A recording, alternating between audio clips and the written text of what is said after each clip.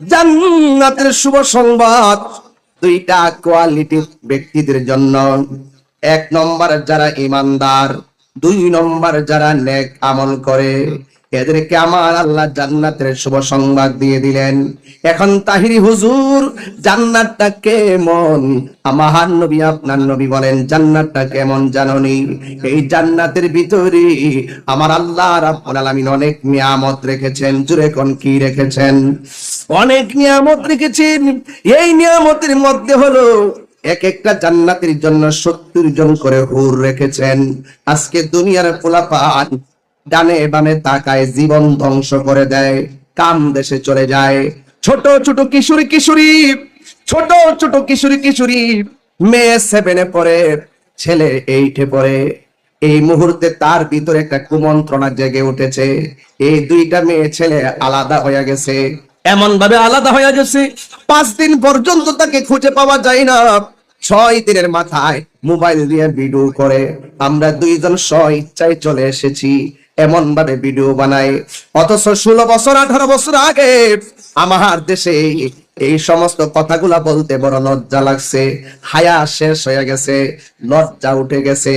আজকে লজ্জা উঠে যাওয়ার দোষী কিন্তু কেউ না, লজ্জা উঠে যাওয়ার মূল দোষী হলো মা বাবা। মা বাবা যখন সন্তানের সামনে ছোটবেলায় টিকটকের সঙ্গে আসক্ত হয়ে যায়, যখন ডান্স দেখে, নাচানাচি দেখে, এই সন্তানগুলো আস্তে আস্তে করে নৈতিক চরিত্রের অবক্ষয় হয়ে যায়।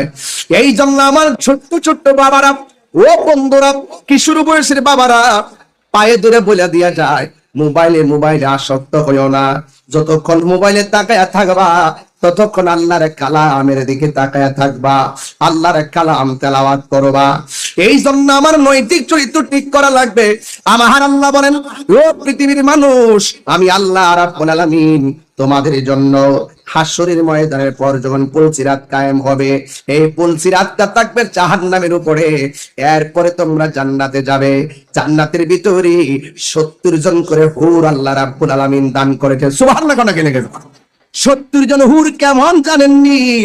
একটা হুরের গায়ের মধ্যে একটা জামা থাকবে না, প্রত্যেকটা হুরের গায়ের মধ্যে 70 রঙের জামা থাকবে।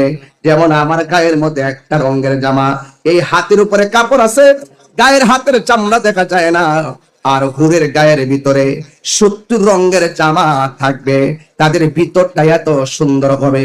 70 রঙের জামা পেট কইরা তাদের সৌন্দর্য দেখা যাবে। আল্লাহর হাবিব বলেন, এই হুরের আঙ্গুলের নখটা যদি পৃথিবীর মধ্যে ছেড়ে দিত, আর তাদের থুতুটা যদি পৃথিবীর মধ্যে ছেড়ে দিত, সারাটা পৃথিবী খুশবুতে মাতোয়ারা হয়ে যেত। আর নখের সৌন্দর্যের জন্য মানুষ সব সাইরা তাদের পিছনে দৌড়তো।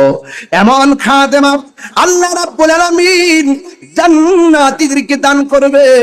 এখন আল্লাহরে প্রশ্ন করি, আল্লাহ গো, তুমি যে আমাদেরকে পুত পবিত্র স্ত্রী দান করবা, খাদেমা দান করবা, দুনিয়ার ভিতরে আমাদের স্ত্রী কেউ আমার আগে কেউ আমার পরে মারা গেছে, জান্নাতের ভিতরে তুমি এত সুন্দর সাধবী স্ত্রী দান করবা, খাদেমা দান করবা, হুর আমাদেরকে দান করবা। ও আল্লাহ, আমাদের এই হুরগুলোকে আমাদেরকে ছেড়ে চলে যাবে নাকি? আল্লাহ রাব্বুল আলামিন বলেন, না না না, এরা চিরদিন তোমাদের খেদমতে লেগে থাকবে। এই জন্য আমি বলেছি, ঈমান বড় সম্পদ, আমল বড় সম্পদ। ঈমান যদি হতে হয় আবু বকরের মতো ঈমানদার হওয়া লাগবে। আল্লাহু আকবার। কোন কেন? ঈমানদার যদি হতে চান মৌলা আলীর মতন ঈমানদার হওয়া লাগবে। আবু বকর সিদ্দিক আমার নবীর ডাক দিয়া বলছে, নবী গো, ও মায়ার নবী, আর কত নীরবে নীরবে আল্লাহর গান গাইব? এবার আসেন না ডাইরেক্ট আল্লাহর স্লোগান দেওয়া শুরু করি, নারে তাকবীর, নারে রিসালাত। আমার নবী বলে, আবু বকর, তোমাকে নিয়ে আমি পর্যন্ত সংখ্যা মাত্র 40 জন। আমাদের ডানে যারা আছে সব কাফের, বামে যারা আছে সব কাফের, সামনে যারা আছে সব কাফের, পিছনে যারা আছে সব কাফের। এই কাফেরদের মোকাবেলায় হিকমত ছাড়া দ্বীনের প্রচার করা যাবে না। এই জন্য এখনো সময় হয় নাই। আবু বকর সিদ্দিক রাদিয়াল্লাহু তাআলা কেমন ঈমানদার, সাহাবাদের বিরোধী পাথর নিয়ে দাঁড়ায়া গেছে, চতুর্দিকে শুধু কাফের। মুসলমানদের সর্বমোট সংখ্যা কত? সংখ্যা কত? আরো জোরে, 40 জন। এবার আমার নবী আপনার নবী ডাক দিয়ে কয়, সাহাবীরা রে, দিন প্রচার করতে যাইয়া যদি সর্বপ্রথম জীবন দেওয়া লাগে, তোমাদের মধ্যে কে জীবন দিবে?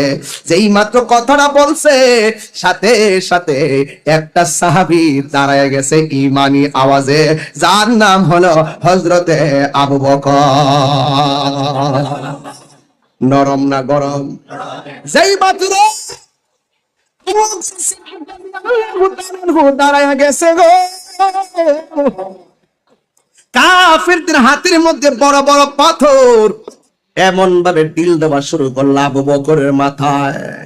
মাথায় রক্ত হয়ে গেছে, আবু বকর মাটির মধ্যে পড়ে গেছে। অন্যান্য সাহাবীরা আমার নবীরে এমন ভাবে জড়ায়া দইরা নবীরে বাড়ির মধ্যে লইয়া গেছে রে ভাই, আর আবু বকর মাটির মধ্যে পড়ে গেছে। অনেকে বলছে নাই রে, নাই রে, নাই, আবু বকর দুনিয়াতে নাই। সবাই দরাদরি কইরা বাড়িতে নিয়ে গেছে। বাড়িতে নেওয়ার পরে তার মা দেখা জড়ায়া ধরে কান্দে, শাড়ি রাসল দিয়া সন্তানের কপালে রক্ত মুছে। আর আবু বকর কোনো লড়াচড়া করে না, মনে করছে সবাই মনে করছে মারা গেছে। কিছুক্ষণ পর আবু বকরের ঠোঁটটা লড়াচড়া করতেছে, চোখের পাতিটা নড়াচড়া করতেছে। মা কানের কাছে মুখটা নিয়ে ডাক দিয়ে গো, আবু বকর, ও আবু বকর, তোমার মাথা ফেটেছে, তোমার কপাল ফেটেছে, অনেকগুলা রক্ত ঝরেছে রে। এ আবু বকর, তোমার শরীরটা এখন কেমন লাগে? আবু বকর মিরি করে ছায়া থাকে, আবু বকর মিরি করে তাকায়া থাকে।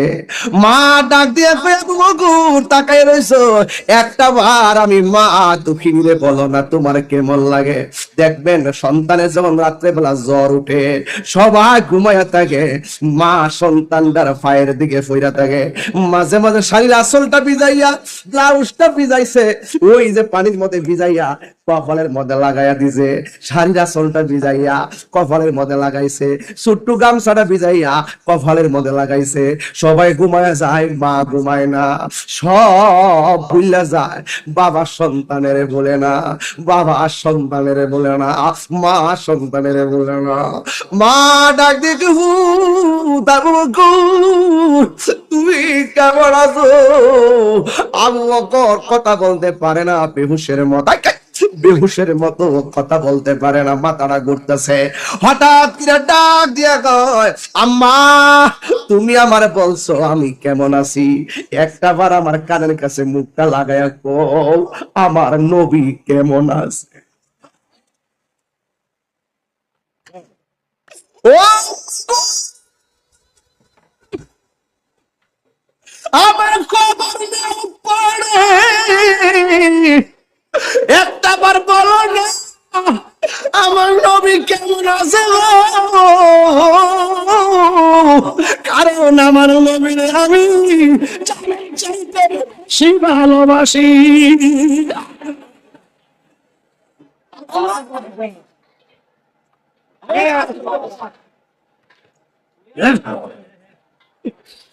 উম্মতের দরদি তুমি, তোমার প্রেমে পাগল আমি, বলো উম্মতের কান্ডারি তুমি, তোমার প্রেমের পাগল আমি।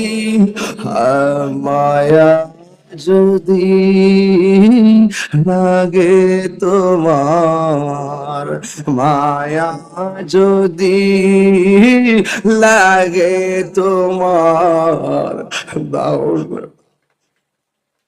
দেখা ঘুমের ঘরে, দয়া যদি লাগে আমার, দাও না দেখা ঘুমের ঘরে। ও গো আমার নূরের নবী, তোমার প্রেমে পাগল আমি, বল ও গো পাগল। দেখিতে চায় তোমার নূরের ছবি, আজ জন্ম আমার বাংলাদেশে, জন্ম আমার রেখেছ আমায় পাগল করে। রাসূল তোমায় ভালোবাসি অনহৃদয়, বুকের মাঝে জানায় আমার, দূর হবে তোমার দিদারে, দূর হবে তোমার দিদারে, দূর হবে তোমার দিদারে, দূর হবে তোমার দিদারে, দূর হবে তোমার দিদারে। আমার রুহানি সন্তান কাবিল মিয়া হুমনার এখন এই মুহূর্তে মদিনাতে আছে, আল্লাহ কবুল করো, আমিন করো। যারা মদিনায় গেছে বারবার মদিনা যাইতে মনে চায়, কথা কনা কেন? আবু বকর ডাক দিয়ে কে আম্মা, ও মা, আপনি আমার বলতেছেন আমি কেমন আছি, একটা বার বলেন না আমার নবী কেমন আছে?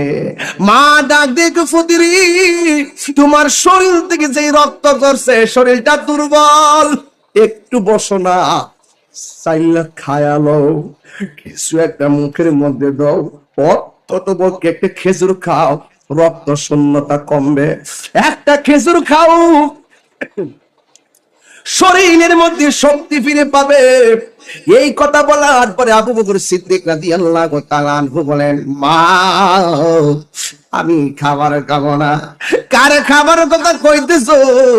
আমার নবীর এক নজরে না দেখা আমার মুখের ভিতরে এক ফোঁটা পানিও আমি পান করব না। আবু বকর কি, মা কিছু চাই নাই তোমার কাছে, একটা জিনিস চাই, কয় কি? শাড়ির আঁচলটা দাও, মুখটারে ডাইকা আমার নবীর বাড়িতে লইয়া যাও। এবার আমার নবীর বাড়িতে লইয়া গেল। সিদ্দিক আকবরের সামনে নবী যখন সিদ্দিক আকবরকে দেখলেন, আমার নবী বলেন, আবু বকর তুমি কেমন আছো? আবু বকর বলেন, নবী গো আগে বলেন না আপনি কেমন আছেন? জোরে জোরে কি আল্লাহু আকবার বলা যাবে না? এটার নাম হলো আশিকে রাসূল, কথা কোন ঠিক কিনা? এটা হলো ঈমান। ঈমান এমন হওয়া লাগবে, মুনাফিকি কইরা কইরা তলে তলে কথা কইয়া, রাতে এক কথা দিলে এক কথা কইয়া, হ্যাঁ আওয়ামী লীগ গেলে আওয়ামী লীগ, বিএনপি এলে বিএনপি, জাতীয় পার্টি এলে জাতীয় পার্টি, মুনাফিক এলে মুনাফিক, এজিদে মুনাফিক এলে মুনাফিক, কাফের এলে কাফের, যে মাথা সাদা দিলেন বৃষ্টি দেখো সে মাথা এইরকম করে সাইরা তো, কথা কোন ঠিক না বেটি? এখনো সময় আছে, একদিন না একদিন আমার রবের সামনে দাঁড়ানো লাগবে, কথা কোন ঠিক না? দাঁড়ান লাগবো একদিন, বেড়া দাঁড়ান লাগবো, হিসাব দেওয়া লাগবো, কথা কোন ঠিক না বেঠে? এখনো সময় আছে, ভালো হয়ে যাও প্রিয়।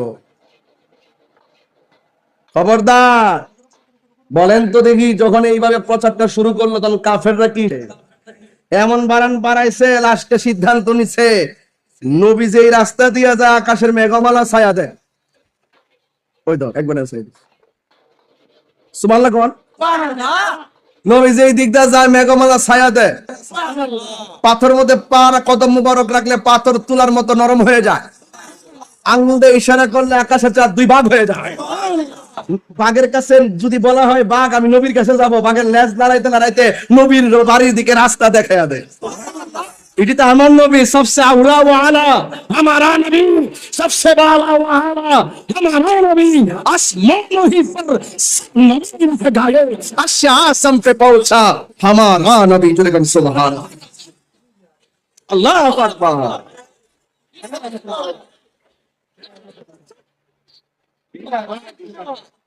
তাইলে আবার বলেন তো আমরা নবীরে কি ভালোবাসবো 90 না 100? কথা কেন 90 না 100? এই দেশে এখনো প্রমাণ হয়েছে সুন্নিরাই হক, সুন্নিরাই কি হক।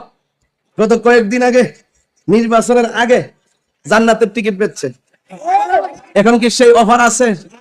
অফার শেষ, অফার অফার আবার আইব কোন সময়? নির্বাচন আইলে আবার আইব কোন সময়? কত বড় বাটপারি, আয় হায় হায়, এত বড় সিটিং। হ্যাঁ, সেদিন দেখছি সিগারেটের প্যাকেটের মধ্যে একটা প্যাকেট বানাইছে, বানাইছে এমনি, নাম কি দিছে, কি জানি দিছে, দিয়া বাজারে বাজারে ব্যস্ত আছে। এটার ভিতরে আবার আরেকটা কাগজ দিছে, কাগজটা লেখছে ধূমপান মৃত্যু ঘটায়, ধূমপান হৃদরোগের কারণ। আচ্ছা, আপনি তো এটা ইচ্ছা করলে একটা সাধারণ লিফলেট দিয়েও তো দন যা, আপনি সিগারেটের প্যাকেটের মধ্যে রং ধরাইছেন, কিনে প্রতারণা করছেন, মানুষকে বুঝাইছেন এটা সিগারেটের প্যাকেট। ভিত্তিতে তো ভালো করতে লেখেন মান গাছটা ফালাইছে মিন্না। রাসূল বলছে যে প্রতারণা করে সে নবীর দলের অন্তর্ভুক্ত, এটা প্রতারণার নামান্তর। কথা কোন ঠিক না বেটি? আপনি কি আর্ট ডিজাইন আছেন না, সিগারেটের মতন ডিজাইন করতেইব, কইরে মানুষ সাথে বিক্রি করতেইব অনেক। আমি তো মনে হচ্ছে বেনসনের প্যাকেটটা বুঝি, ঠিক আছে কিনা? পরে খুললা দিয়ে একটা কাগজ দেখা আছে ধূমপান করবেন না, অনেক নিয়ম কানুন দিচ্ছে আর কি।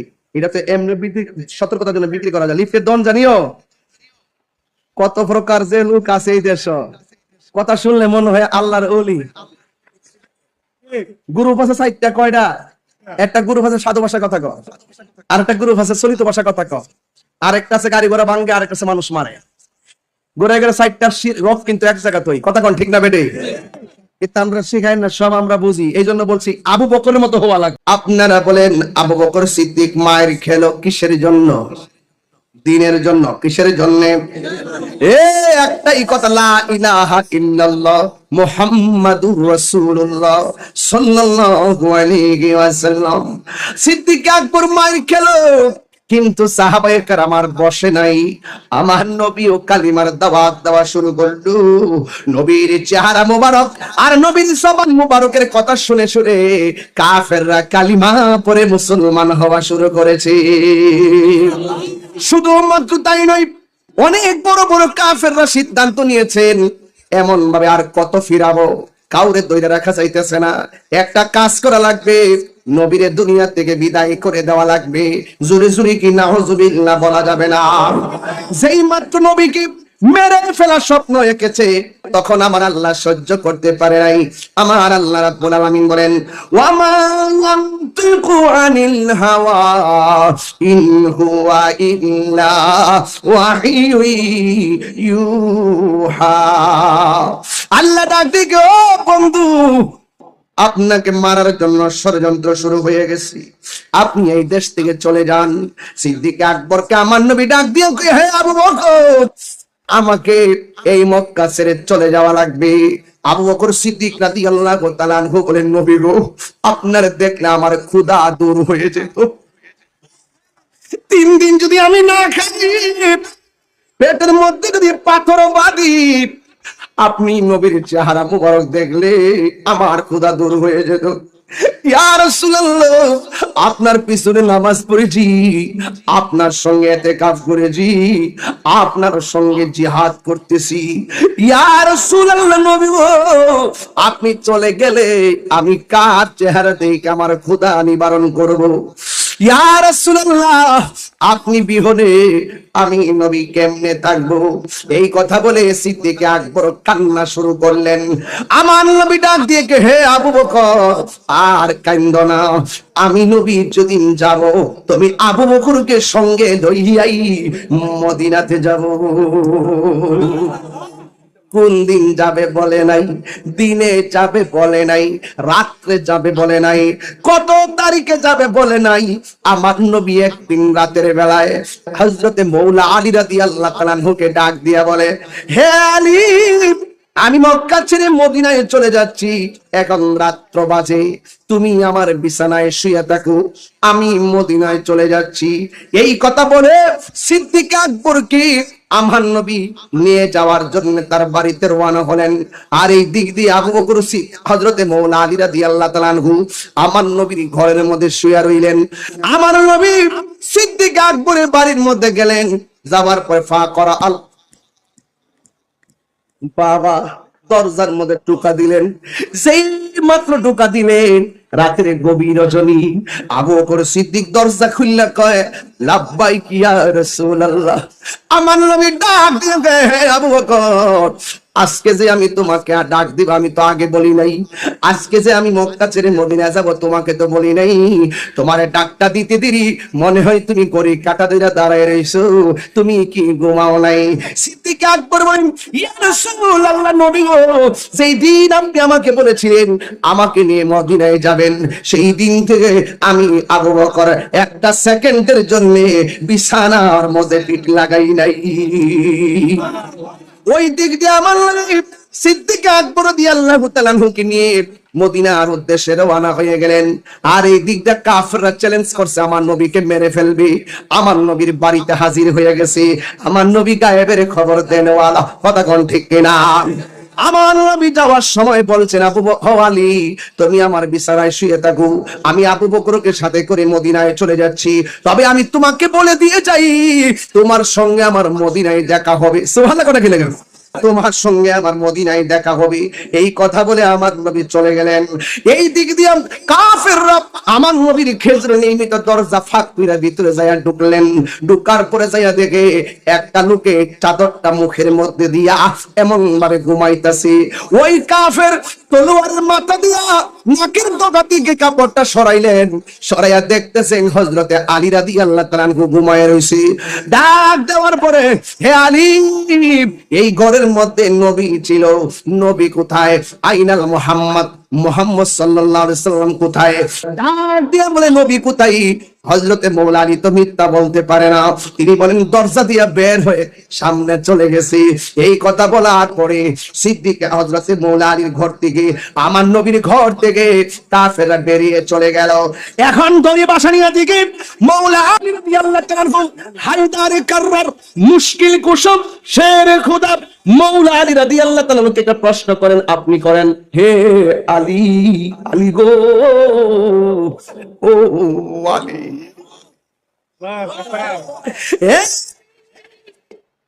আপনি নবীর ঘরের ভিতরে, নবী দায়িত্ব দিয়া গেছে থাকার জন্য।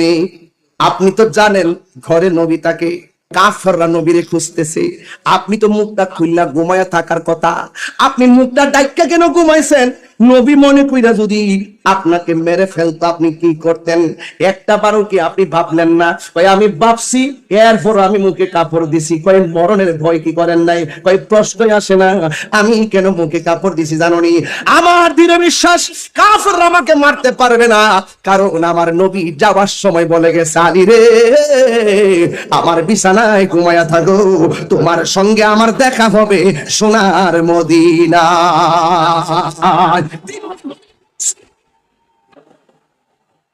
আল্লাহু আকবার।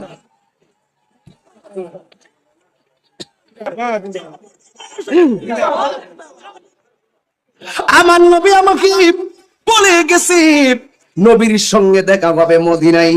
আমার বিশ্বাস, আমার ঈমান হলো নবীর সঙ্গে দেখা হওয়ার আগ পর্যন্ত পৃথিবীর কেউ আমাকে মারতে পারবে না। আমি বলছিলাম দুইটা কন্ডিশন, একটা হলো ঈমান আর একটা হলো আমল। ঈমান হতে গেলে আবু বকরের মতো ঈমান হওয়া লাগবে, আর ঈমান হতে গেলে মৌলা আলীর মতো ঈমান লাগবে। এমন ঈমান আমরা চাই কি চাই না? কারা কারা চান দুই হাত তুলে নবীর স্লোগান দেন, নারায়ে তাকবীর, নারায়ে রিসালাত। হ্যাঁ, হাত নামান। ঈমান হুঙ্গার বাজারে কিনতে পাওয়া যায় না, ঈমান আসবে মদিনা থেকে, আল্লাহর দয়া থেকে। কথা বলেন ঠিক কিনা? ওই সিদ্দিক আকবর যিনি আমার নবী একটা গুহার ভিতরে ঢুকলেন, কাফেররা নবীরে তালাশ করেন। আবু বকর ডাক দিয়ে কয়, নবী গো, ওই কাফেররা আসতেছে আমাদের গুহার দিকে। এ বন্ধু, ও বন্ধু। আমার নবী বলে, ইয়া আবু বকর লা তাহজান ইন্নাল্লাহ মাআনা। এখানে আবু বকর একটা ঈমান আছে। আমার নবীর সাহাবী আবু বকর কয়, আমি মনে মনে নবীরে বললাম, নবী গো, কাফেররা মেরে ফেলবে। আমার নবী ইন্নাল্লাহ মাই বলে নাই, বলছে ইন্নাল্লাহ মাআনা, আমার সঙ্গে আল্লাহ আছে। এই কথা বলে নাই, বলছে আমাদের সঙ্গে আল্লাহ আছে। এই কথার দ্বারা আমি আবু বকর নিশ্চিত হয়ে গেলাম, নবীরও কিছু হবে না, আমারও কিছু হবে না। জোরে জোরে কি আল্লাহু আকবার বলা যাবে না? নবীর প্রিয় সাহাবী হযরত আবু বকর সিদ্দিক, নবীর প্রিয় সাহাবী বকর সিদ্দিক, ভালো বেশে শুইল পাশে, ভালো দেখো মদিনা মদিনা মদিনা, আসে গো মুমিনের ঠিকানা। বলো মদিনা মদিনা, আসে গো মুমিনের ঠিকানা। দিদার চেয়ে কাঁদো তোমরা, দিদার চেয়ে তোমরা হো না নবীর দেওয়ানা। মদিনা মদিনা, আসে গো মুমিনের ঠিকানা। নবীরে দেখতে চান না আপনারা? জালালউদ্দিন সুয়ুতি ৭৫ বার দেখল নবীজি। জালালউদ্দিন জি এতবার দেখিয়া নবী, এতবার দেখিয়া নবীর স্মৃতি তাহার মিলে না। মদিনা মদিনা, আসে গো মুমিনের ঠিকানা। বলো মদিনা মদিনা, আসে গো মুমিনের ঠিকানা।